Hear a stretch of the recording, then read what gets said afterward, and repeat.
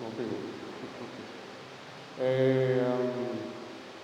Los llamados aquí nos tienen misa de aurora, y a luna de misa normal, 7:30, pero otro día, mientras nos tem misa de aurora, nos no vai ter misa 7:30, solamente son 5 de madrugada.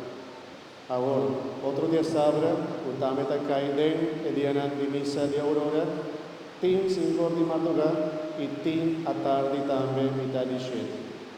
Dia domingo, outra semana, o também está caindo, e dia de aurora, tem missa 5 de madrugada e tem missa 9:30. Ok? Não tem missa 8, não tem missa 19. Un poco de avisa otro. Y te voy a poner información aquí en el grupo de WhatsApp, página de Facebook, para también otro de añasa, pero si viene está apuntado, la que esa, otro día domingo, por Dios que te misa, 5 de madrugada y 9:30.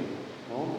Ya después, lo añasa también, horario de misa de Pascua de Nacimiento, bonita misa por aquí, día 24 anoche, o 24, 5 de madrugada, el último día de novena, y misa solemne 9 de anoche. 25 de diciembre, 9:30, está un día jueves, y 26 de diciembre, 9:30. Después, horario está normal, y después, nada va a tener también horario de fin de año, 31, según que estaba ya 100, 9 de noche también, ¿no?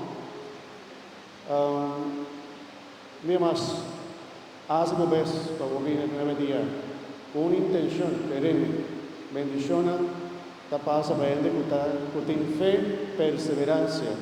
Dios lo bendiciona bastante, pero perseverar, esa que no está fácil, pero hazlo ver, sí. O viene 9 días de novena, nos tiene misa en bonita, de nos misa de cuartel, ¿no? ¿Algo más? ¿Algo más? Está quedando.